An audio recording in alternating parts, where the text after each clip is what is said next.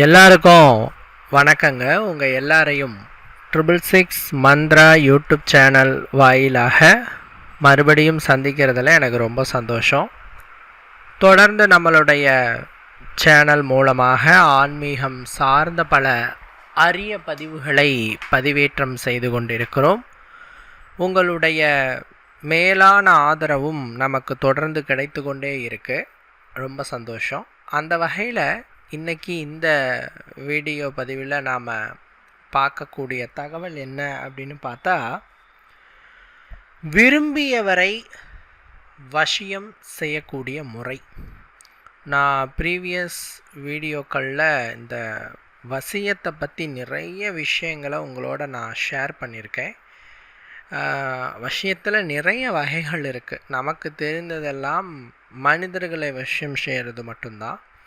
பட்டு கடவுளை வசியம் செய்கிறது, மிருகங்களை வசியம் செய்கிறது, தேவதைகளை வசியம் செய்கிறது, இந்த மாதிரி நிறைய வசிய முறைகள் இருக்குது. சரிங்களா? அதில் ஒரு முக்கியமான வசியம் என்னன்னு கேட்டிங்கன்னா, நம்மளுடைய மன எண்ணங்களை பயன்படுத்தி விரும்பியவர்களை வசியம் செய்கிற ஒரு டெக்னிக். இட்ஸ் மைண்ட் பவர் அப்படிங்கிற பெயரால் அழைக்கிறோம். அதாவது எண்ணங்களின் சக்தி அப்படின்னு சொல்லலாம், மனதின் சக்தி அப்படின்னு சொல்லலாம். உங்களுடைய மைண்ட் பவரை பயன்படுத்தி சில யுக்திகளை செஞ்சு விரும்பியவர்களை உங்களால் வசீகரிக்க முடியும். அது எப்படி என்னங்கிறத இந்த வீடியோவில் பார்க்கலாம். சரிங்களா? பொதுவாக இந்த விஷயத்தை பற்றி மக்கள் மத்தியில் கொஞ்சம் தவறுதலான கருத்துக்கள் இருக்குது. ஒரு நபரை நாம் வசியம் பண்ணிட்டோம் அப்படின்னு சொன்னால் அவர்கள் நம் சொல்படியெல்லாம் நடந்து கொள்வார்கள் அப்படின்னு சொல்லுவாங்க. பட் அது உண்மை கிடையாது. அப்படிலாம் இல்லை. நீங்கள் இந்த வசியத்தை பிரயோகம் பண்ணுறச்சே அந்த வசியம் ஆகும் நபர் உங்களின் மீது ஈர்ப்போடு இருப்பார். 1, உங்கள் பேச்சுக்கு எதிர்பேச்சு பேச மாட்டார். 2, அவரையே அறியாமல் உங்கள் சொல்படி நடந்து கொள்வார். அது அவருக்கு அதாவது சின்ன சொல்லப்போனால் எதிர்க்க மாட்டார். அவ்வளோதான். இந்த சினிமாவில் காட்டுவாங்களே, ஒன்று நான் வசியம் பண்ணிட்டேன், உக்காருனா உக்காரு, எந்திரினா எந்திரி, இந்த மாதிரிலாம் வசியத்தில் பண்ண முடியாது. அவர்கள் உங்கள் சொல்லுக்கு வேணால் கட்டுப்பட்டு இருப்பாங்க. ஆனால் அவர்களை நீங்கள் அடிமைப்படுத்த முடியாது. அப்படிலாம் விஷயங்களில் எந்த விதமான முறைகளும் இல்லை. சரிங்களா?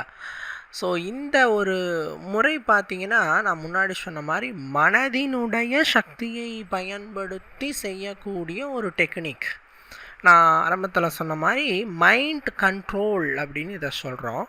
நம்மளோட மனதிற்கு அதீத பல சக்திகள் இருக்குதுங்க. நம்மளோட எண்ணங்களுக்கும் அதீத பல சக்திகள் இருக்குது. இந்த எண்ண அலைகளை நாம் முறையாக பயன்படுத்தினால் எதிராளியை தாக்கவும் செய்யலாம், எதிராளியை வாழ வைக்கவும் செய்யலாம். உதாரணத்துக்கு சொல்லணும்னா, துர்மந்திரங்களை பிரயோகம் பண்ணணுங்கிற பட்சத்தில் எதிரி அழிந்து போகிறான். நல்ல மந்திரங்களை பிரயோகம் பண்ணுறச்சே நல்லவர்கள் வாழ்கிறார்கள், சுபமாக இருக்கிறார்கள். இந்த மாதிரி மனதின் சக்தியை பயன்படுத்தி நல்லது தீயது என இருவேறு காரிய சாதனைகளை உங்களால் புரிந்திட முடியும். அதில் இந்த வசியம் அப்படிங்கிற ஒரு விஷயம் அட்ட கர்மங்களில் முதன்மையானது வசியம்தான். இந்த மெத்தடை நீங்கள் செய்கிறதுக்கு உங்களுக்கு ஒரே ஒரு பேனா மட்டும்தான் தேவைப்படும். ஒரு சிகப்பு நிற பேனா. அது ஏங்க சிகப்பு நிற பேனா? ஏன் ப்ளூ பேனாவெல்லாம் எழுதக்கூடாதா, கருப்பு பேனாவில் எழுதக்கூடாதா அப்படின்னு கேட்டால், சிகப்பு என்பது வசிய நிறம்.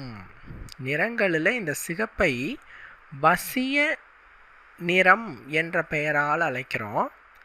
இந்த சிகப்பு பேனாவை பயன்படுத்தி உங்களால் விரும்பியவர்களை வசியம் செய்ய முடியும். உங்களை வேண்டாம் என்று வெறுத்து உங்களை விட்டு நீங்கியவர்களை உங்களால் கட்டாயம் வசியம் செய்திட முடியும். இதை செய்வதற்கு ஒரு ஏற்புடைய நேரம் அப்படின்னு பார்த்தா பிரம்ம முகூர்த்த நேரம் அப்படின்னு சொல்கிறோம். பிரம்ம முகூர்த்த நேரம்னா என்னங்க அப்படின்னா, அதிகாலை 3:30 மணியில் இருந்து 5 மணிக்குள்.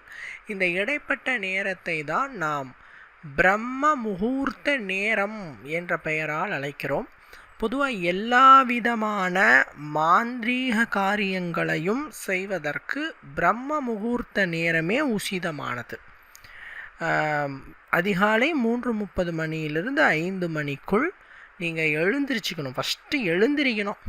நீங்கள் அலாரம் வச்சு எழுந்திருப்பீங்களோ இல்லை யாரையாவது எழுப்பிட சொல்லுவீங்களோ எப்படின்னாலும் சரி, இந்த டைமில் நீங்கள் எழுந்திரிச்சிக்கணும். எழுந்திரிச்சிட்டு உட்கார்ந்துட்டு ஃபஸ்ட்டு ஃபேஸ் வாஷ் பண்ணிக்கோங்க. முகம் கை கால் அலம்பிட்டு வாய் கொப்பளிச்சுட்டு உட்காந்துட்டு கிழக்கு பார்த்து உட்காரணும். பாருங்கள், உட்கார்றதுக்கு கூட திசை இருக்குதுங்க. எல்லா திசைகள்லையும் உட்கார முடியாது. கிழக்கு பார்த்து உட்காரணும். நான் முன்னாடி சொன்ன மாதிரி கிழக்கு என்பது வசிய திசை. இந்த கிழக்கு பார்த்து உட்காரணும். வெறும் தரையில் உட்காரக்கூடாது. ஒரு விரிப்பின் மீதோ அல்லது ஒரு பலகையின் மீதோ அமர்ந்து கொள்ளுங்க. உட்காந்துட்டு ஒரு வெள்ளை ஷீட்டு, நோட்டாக இருந்தால் கூட சரியே, எடுத்துட்டு நீங்கள் யாரை வசீகரிக்கணும்னு நினைக்கிறீங்களோ சரிங்களா, அவங்க அம்மா பேரை போட்டுட்டு அவங்க அம்மா பேர்லேருந்து ஒரு பேரை போடணும். இப்போது உதாரணத்துக்கு ராஜா அப்படிங்கிறவரை நீங்கள் வசீகரிக்கணும்னு நினைக்கிறீங்கன்னா, அவங்க அம்மா பேர் லக்ஷ்மி அப்படின்னா, லக்ஷ்மியின் மகன் ராஜா எனக்கு வசியமாக வேண்டும் இப்படியும் போடலாம். இல்லைனா லக்ஷ்மியின் மகன் ராஜா. இப்போது நீங்கள் இதை செய்கிறீங்கன்னா உங்கள் அம்மாவோட பேர், உங்கள் அம்மா ஒரு உதாரணத்துக்கு ராணின்னு வச்சுக்கலாம். ராணியின் மகன் உங்கள் பேர் பிரகாஷ்னு வச்சுக்கலாம். பிரகாஷ்க்கு வசியமாக வேண்டும். ஓகேங்களா? இப்படி தான் நீங்கள் எழுதணும். இது ஏங்க அவங்களோட அம்மா பேரை நாம் நோட் பண்ணுறோம் அப்படின்னு கேட்டால், மாந்திரீக ரீதியாக ஒருவருக்கு மாந்திரீக வேலைகளை ஏவி விடும் பொழுது பொதுவாக தந்தையின் பேரை வைத்து ஏவுறது இல்லை. பெற்ற தாயை வச்சு தான் அந்த நபரை குறிப்பிட்டு மாந்திரீக வேலைகள்லாம் செய்வாங்க. சில நேரங்களில் சில நபர்களை நம்ம விஷயம் செய்கிறச்ச அவங்கள மட்டும்தான் தெரியும். அவங்களோட அம்மாவை பற்றிலாம் தெரியாது, அவங்க பேரை பற்றிலாம் தெரியாது, அவங்க அம்மா பேர்லாம் தெரியாது. இப்படி இருக்கும்போது வேணும்னா அவரோட பேரை மட்டும் பயன்படுத்தி நீங்கள் எனக்கு வசியமாக உங்கள் அம்மா பேர் போட்டுட்டு உங்கள் பேர் போட்டுட்டு வசியமாகுங்கன்னு எழுதலாம். இந்த மெத்தடில் நீங்கள் எழுதும்போது அதுக்கு பவர் ரொம்ப அதிகம். அதான் நான் முன்னாடி சொன்ன மாதிரி மைண்ட் பவர் அப்படிங்கிறது அந்த எழுத்தில் எழுதும்போது அதனுடைய பவர் எக்ஸ்ட்ரீமாக இருக்கும். சரிங்களா? அடுத்து ஒரு கேள்வி கேட்கலாம், ஏங்க எழுதுகிறோம் அப்படின்னு கேட்பீங்க. எப்பயுமே மனதின் சக்திங்கிறது நினைவுகளில் இருக்குது, எண்ணங்களில் இருக்குது, காட்சிப்படுத்தல தானே இருக்குது. இப்போது ஒரு வீடு கட்டணுன்னு நினைக்கிறீங்கன்னு வச்சுக்கலாம். வீடு கட்டணுன்னு நீங்கள் இமேஜின் பண்ணுறது கரெக்டு. ஆனால் அந்த வீடு கட்டணுன்னு எழுதுறதுங்கிறது பல முறை இமேஜின் பண்ணுறதுக்கு சமம். அதாவது தமிழில் ஒரு பழமொழி சொல்லுவாங்க, ஒரு முறை எழுதுவது என்பது 7 முறை படிப்பதற்கு சமம். சரிங்களா? எந்த ஒரு ஆசையையும் எந்த ஒரு விஷயத்தையும் எழுதி பழகுங்க. இன்றைக்கி எழுத்து பழக்கம் அப்படிங்கிறது டோட்டலாகவே போயிடுச்சு. பெரும்பான்மையாக யாருமே எழுதுறதில்ல. இந்த எழுத்துங்கிறத மறந்தே போயிட்டோம். எழுதுங்க, கைப்பட எழுதும்போது தான் அந்த வரிகள், அந்த எண்ணங்கள், இது எல்லாமே மனதிலே ஆழமாக பதியும், ரொம்ப உறுதியாக பதியும். இட்ஸ் ஸ்ட்ராங் அப்படிங்கிற அளவுக்கு ரொம்ப உறுதியாக உங்களுடைய எண்ணங்கள் பதிய வேண்டுமென்றால் இந்த டெக்னிக்கை கண்டிப்பாலும் நீங்கள் பயன்படுத்தணும். சரிங்களா? ஸோ நான் முன்னாடி சொன்ன மாதிரி சிகப்பு பேனாவை எடுத்துட்டு உங்களுடைய அந்த நபர் வசியம் செய்ய நினைக்கிற நபரினுடைய பெயர், எங்கள் அம்மா பேர் வச்சு எழுதிட்டு உங்கள் அம்மா பேர் வச்சு எழுதிட்டு அவர்கள் வசியமாகணும். எத்தனை முறை எழுதணும்னா குறைஞ்சபட்சம் ஒரு 108 முறை எழுதலாம். அதிகபட்சமாக 200 முறை இந்த அவ்வளோ முறைகள் எழுதணும். என்னங்க இவ்வளோ தூரம் எழுத சொல்கிறீங்க அப்படின்னா, நீங்கள் எந்த அளவுக்கு அதிகமாக எழுதுறீங்களோ அந்த அளவுக்கு உங்களுடைய மனதின் சக்தி வெறி பவராகி அவர்களை போய் தாக்கும். ஒரு 3 முறை எழுதுவதற்கு உண்டான சக்தி ரொம்ப கம்மி தான். இப்போ ஒரு 3 முறை எழுதுறீங்கன்னா அதனோட பவர் எப்படி இருக்கும்? கம்மியாக தான் இருக்கும். பட் ஒரு ஒரு 100 முறை எழுதுறீங்க, 3 முறை எழுதுறப்ப 100 முறை எழுதுறீங்க அப்படின்னா அதனோட பவர் எப்படிக்கும்? அது ரொம்ப வீரியமாக இருக்கும் இல்லையா? அதனால தான் அதிக முறை எழுதுங்கன்னு சொல்கிறது. சிகப்பு பேனாவில் எழுதுறதுங்கிறது உடனடியான ரியாக்ஷன் கொடுக்கும். கிழக்கு பார்த்து எழுதுறதுங்கிறது இன்னும் நல்ல ரியாக்ஷன் கொடுக்கும். இதில் இன்னொரு மெத்தடு கூட இருக்குது. இன்னும் வேகமாக உங்களுக்கு நபர் வசியமாகணும்னா, ஒன்று சிகப்பு ஆடை அணிஞ்சிட்டு இதை செய்யலாம். இல்லைனா சிவப்பு கலரு குங்குமம், சிவப்பு குங்குமம் நெத்தியில் இட்டுட்டு அதன் பிறகு எழுதலாம். சிவப்புங்கிற பொருள் உங்கள் உடம்பில் ஏதாவது ஒன்று பயன்படுத்திக்கிட்டு எழுதும்போது இன்னும் மேலும் அதிகமான வீரியம் உங்களுக்கு கிடைக்கும். சரிங்க, இது எழுதுகிறோம். எத்தனை நாள் எழுதுகிறோம்? குறைஞ்சது 7 நாட்கள் தொடர்ச்சியாக எழுதுனீங்கன்னா 7 நாட்களுக்குள் நீங்கள் எழுதிய அந்த நபர் உங்களுக்கு கட்டாயம் வசீகரம் ஆவார். உங்களுக்கு கட்டாயம் உங்களிடம் வந்து சேர்வார். உங்கள் சொல்படி நடப்பார். உங்களை வைய மாட்டார்.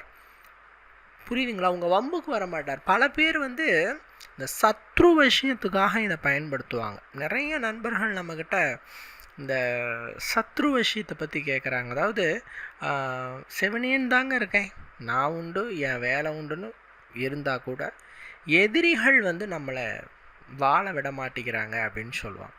இப்படி எதிரி பிரச்சனைகளில் இருக்கிறவங்க அந்த எதிரி விஷயமாவதற்கும் இந்த மெத்தடை பயன்படுத்தலாம்.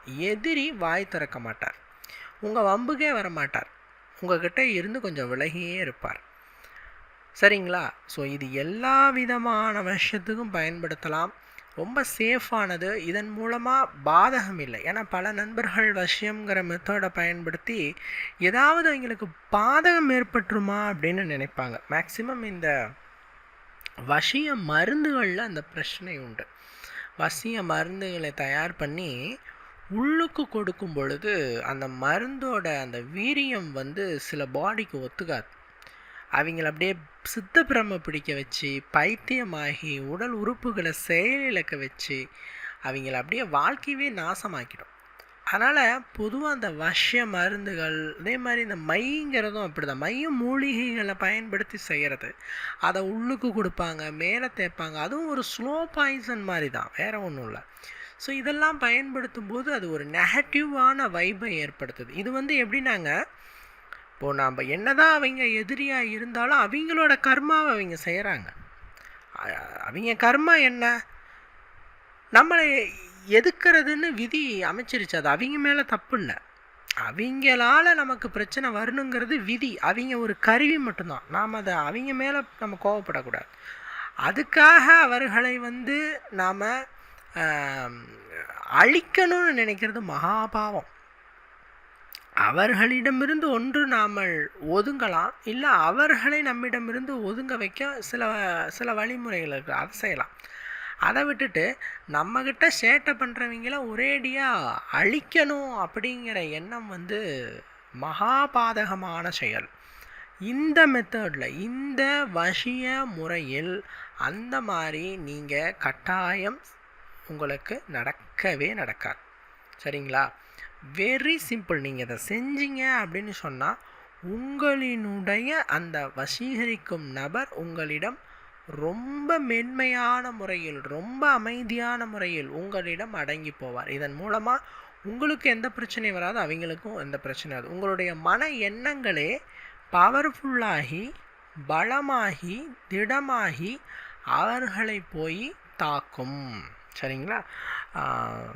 கண்டிப்பாக ஒரு 7 நாளுக்குள்ளே ரிசல்ட் இருக்கும். இன்கேஸ் 7 நாளைக்குள்ளே ரிசல்ட் தெரியல அப்படின்னா நீங்கள் 7 நாளோட ஃபினிஷ் பண்ணிவிடுங்க. 8வது நாள் டு 9, 10 இது கொஞ்சம் ஒரு அதிகபட்சமாக ஒரு 11 நாட்களுக்குள்ளேயே ரிசல்ட் தெரியும். ஆனால் நீங்கள் 7 நாட்குள்ளே ஃபினிஷ் பண்ணிக்கலாம், போதும். சரிங்களா? பட் குறைஞ்சது 108 முறையாவது எழுதுங்க, அப்போ தான் பவர் அதிகமாக இருக்கும்.